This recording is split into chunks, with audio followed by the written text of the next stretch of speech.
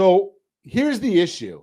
The numbers that I give you, the data that I share with you, in many, many instances is national numbers.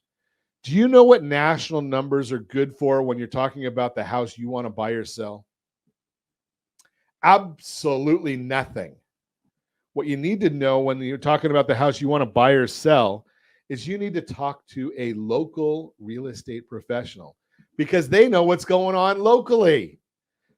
Justin Bringas is just one of those folks. What area of the world are you in, Justin?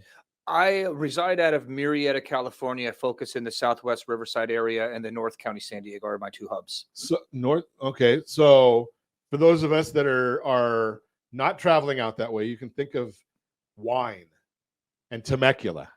It's right there, right? Temecula is known for, yes. Temecula is known for wine. So you've got some agriculture in your area. We do. I'm sitting here in the city of Orange, which was named because of orange trees, and I can't find any.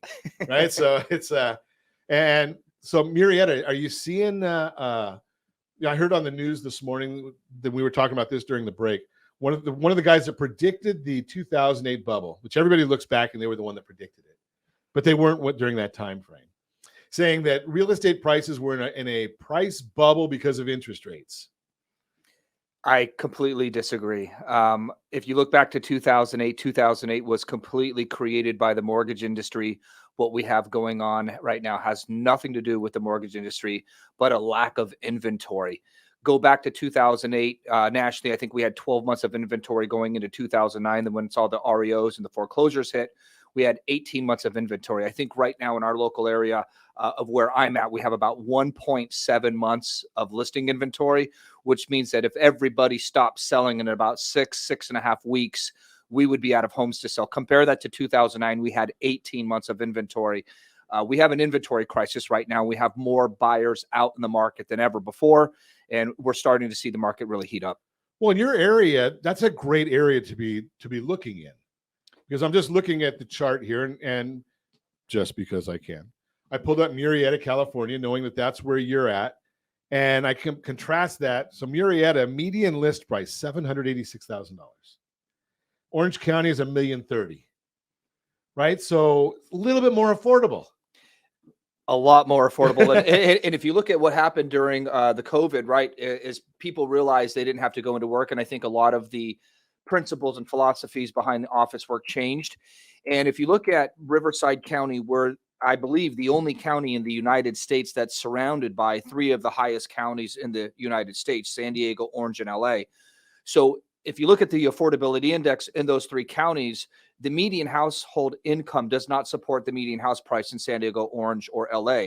Riverside's complete opposite. The median income does support the median house price. So if you're in San Diego, Orange, or LA and you're priced out, where are you going? You're coming to Riverside. Sure. You're making that hour and a half drive to work. And again, going back to that old philosophy of the COVID rules, you're not having to go into the office every day. We're seeing a lot more people move into our county. So not only are we having lateral moves within, but we've got San Diego, Orange, and LA, those folks coming over to us, hitting us really, really hard. Why not? I mean, I just looked for, I looked at the median price. We just talked about that for Murrieta. Now I look at Riverside County. Murrieta is Riverside, right? That's San Bernardino? It's Riverside County, correct. $565,000. That's like half, a little more than half of what Orange County is. Quality of life must be a lot better. You know, Murrieta, where I live, one of the safest cities in the United States with a population over 100,000 people. It's a great community. It's a bigger city, but it's got a small city vibe. And to your conservative listeners, I think Murrieta is more of a conservative town, so I fit in really well over there. Oh, okay, perfect. So we're not going to see, I'm on the same page as you. I look at it and I say, I studied economics at Chapman College. It wasn't a university back then. I'm old. And, the first thing that you learn in economics is supply and demand. You and I talked about this as we went on air, 150 single family residents available in Murrieta. That's not a lot of inventory. It is not. And having boots on the ground and being in that market, it feels like a lot less. Some of those are probably under contract. Some of those are probably under contract. We're back to multiple offers. We're back to bidding wars. I had an open house on a starter home in Murrieta the other couple weeks ago. 127 groups of people. Wow. Groups of people, not individuals, came through between Saturday and Sunday. And that's who we could get to register. There was other people that slipped past us. We had multiple offers. We went 50,000 over list in one weekend. So tell me what that 50,000 over list. You got to put that into context. So what was that as a percentage of the list price? Almost 10%. Okay. We came onto the market at 550. We closed at 600, all cash. Okay. All cash. All cash. Wow. So 10-day close. So putting that in perspective. So if that was in Orange County at $1 million home, that's $100,000 over. Correct. Right. So that's why I like to put the numbers in perspective, because, some areas 50,000 is a lot. 50,000 is a lot of money no matter what, but some areas that's more meaningful. It is. If you're looking at a $3 million house, 50,000, okay. But, you're talking right there, $550,000 house. We were just recently in a bidding war, list price of $580. We came in at $630 and we got beat out at $660. $580, $630. So that one's about close to 15% over. Right. I'm doing my math real quick. Wow. So that kind of just proves the point. I look at it and say, okay, you got to have a catalyst for something, right? So what is the catalyst that could cause prices to crash? Interest rates increasing, okay, or more inventory hitting the market. And I don't know where the inventory is coming. So the only real thing that could happen is interest rates increase. But in my area, it takes about a 2% increase in interest rates to see prices drop 10%. So if you do the math, and I've got a 6% interest rate today on a $500,000 mortgage, my interest is $30,000 a year. If interest rates jump to 8 and that purchase price is now $450, 8 of 450, I think, is $36,000 a year in interest. Your payment will go up $500 a month, even though you bought a house $50,000 less, if interest rates increase 2%. Okay. In that example. Okay, so there's the catalyst. Now, we've shared many times, and I think I'm going to send it over to Josh one more time, just because I can. When we have interest rates, when we have a recession, most people think we're going to get a recession. Is that fair? It's fair. Will we or will we not? I don't know. But most of the economists are saying we're going to get a recession. Interest rates drop during a recession. They don't go up. And right? If you look on 4 of the last 6 recessions that were not caused by the housing market, home prices appreciated. Absolutely. So in both cases, there's no catalyst for us to see a crash. I don't see anything like that coming. And if interest rates do drop, how many more buyers are going to be in the marketplace? Because there's a lot of buyers that I speak to on a daily basis that say they're waiting for rates to drop. How much busier is it going to get if you're one of those waiting? The competition's just going to increase, because let's be honest, the folks at 2 and 3% are unwilling to put their home onto the market, to downsize, to get the pool, to get the extra bedroom, and jump to a 6 or 7% interest rate. They're holding onto their homes. Absolutely, and they should. So when we come back, I want to chat more about this, but I do want to throw in there, you don't need to be paying that 6% right now. Continue our conversation this morning. Justin Bringas is with us. Bringas Home Team coming to us. He's actually with us in the city of Orange, where we're broadcasting, but he's from Murrieta, and where you can actually still afford to buy a house if you can find one. If you can find one. So is it possible to find something out there, Justin? Absolutely, it is. I want to say, first and foremost, on the last segment, you guys heard, homes are receiving multiple offers and there are bidding wars. And I don't want that to discourage you. There's 2 types of agents in the marketplace. There's the reactive, what I call the MLS agent. These are agents that merely look for inventory on the MLS. They'll encourage you to look on the big portals like Zillow, Realtor, Redfin. Hey, if you see something, send it to me. I'll set it up. It's a complete reactive campaign. It's a reactive way of doing business. And unfortunately, if that's the type of agent you're working with, you're going to find yourself in more multiple offer situations and bidding wars. You need to find an agent that's willing to go out and hunt for you. And what I mean by that is looking for off-market opportunities. Bob and Jill sell the home down the street. The neighbors are watching. And if you've got an agent that's willing to get out there and door knock, make phone calls, send out postcards, handwritten letters, and find you an off-market opportunity, you're now not having to compete with the rest of the market. I think right now that is truly the best way to find inventory, is to find an agent that's a hunter, not a gatherer. That's a big issue. We don't really talk about that too much on the program, but That's a major, major issue, major benefit right there. It is. I mean, you look at it this way. A roofer has a tool belt. He's got a hammer. He's got nails. He's got a level, tape measure, right? You know more about that stuff than I do, because I can't even use a screwdriver, Justin. The reactive agent, the agent that's only relying on inventory on the MLS, is like a roofer only working with a hammer. Ah, okay. Right. You know, we're What going the old song, duct tape and a crescent wrench? I don't. There was a country music song. Okay. Right. You can do anything with duct tape and a crescent wrench. I believe that to be true. Right. But you know something, you're spot on. And there's so many agents that you use the word reactive, which is much more polished than me, because I say they're lazy. Right. You send me what you find and I'll show it to you. Well, what do I need you for if that's what the system is? I already found it. Right. You're talking about somebody that's out there going and really working for a living. Well, yeah, listen, are we going to look in the MLS? Yes. Number one, whatever's on the MLS is on Redfin, Google, and everybody knows about it. Right. It's on the same. You need an agent that's going to go out there. Think about it. I've got agent friends that are working with sellers right now who are nervous or scared or worried about getting their home onto the market. And if you got an agent that's willing to reach out to those relationships and say, hey, I've got a buyer ready to go. What sellers do you have sitting on the fence where maybe we can put a deal together? There's another option. There's another strategy. Door knocking, another strategy. Flyers, postcards to homeowners, another strategy. You need an agent who's going to utilize all the tools. And to be honest with you, yes, most agents are lazy. What is it? A lazy person will do a little bit of work and think they should be winning.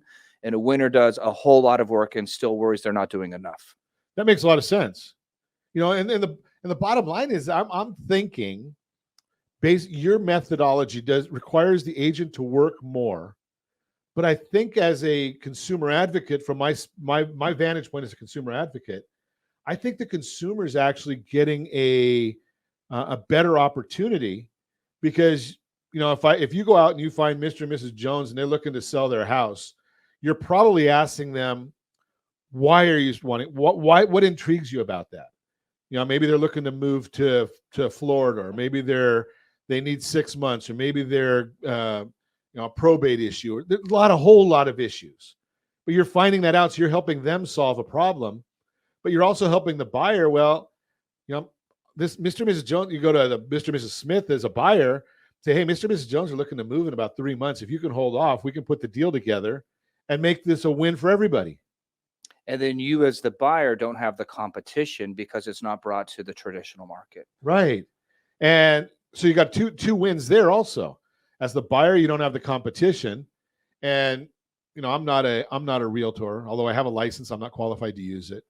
I don't know too many people that are selling a house that really look forward to say, you know, I'm going to put my house on the market so I can be told I have to leave every weekend for the next 3 weeks until it's sold, so that a bunch of other people can go traipsing through my house. Well, you got to think about it this way. There's a lot of homeowners out there that want it easy. Why do homeowners sell to investors and sell to these iBuyer programs where they know they're selling below market? Because they want it easy. And the idea of hunting down or going after off-market opportunities is not to only alleviate or remove some of the competition for the buyer, but to also make it easy for the seller. Now, are there sellers out there that don't care about easy and they want to maximize every penny and they're going to go to the market? Yes, absolutely. But if you have an agent that's utilizing all the tools that are given to us and working hard, it's hard work. You're not going to bat 1,000. Not every single homeowner I'm going to find an off-market opportunity for. It's not going to happen. But knowing that you have an agent that's utilizing all the tools, would you rather have that, or would you have an agent that's just relying on the MLS, which you can really do on your own by just watching Zillow or Redfin? Yeah, you don't need to do a whole heck of a lot. If it's on the market, it's on the market. What are you paying me? Well, paying you for the negotiation. What are you paying me for, right? Are you paying me for only the negotiations? Are you paying me to really go out and find that home for you? You've got a whole different model in there, and I love listening to your concept, because so many people are not working that hard. Right? They're not doing what you're doing. They're not willing to go maybe that's why your numbers are so high. Well, because you're willing to do the things that other people aren't willing to do to get the results other people aren't getting. I love what I do. I've got a wonderful wife and 5 kids at home, so I have to work. And I believe that there's a better experience for the consumer out there. I believe that there's a better way to do real estate, and not everybody needs to be in a bidding war. Not everybody needs to be discouraged and not think that their home doesn't exist. I believe it does exist. You just need an agent that's willing to go out there and hunt it down and find it for you. Great information. And we're going to continue our conversation with Justin Bringas when we come back. Continue our conversation this morning. We're chatting with Justin Bringas. We're talking about real estate.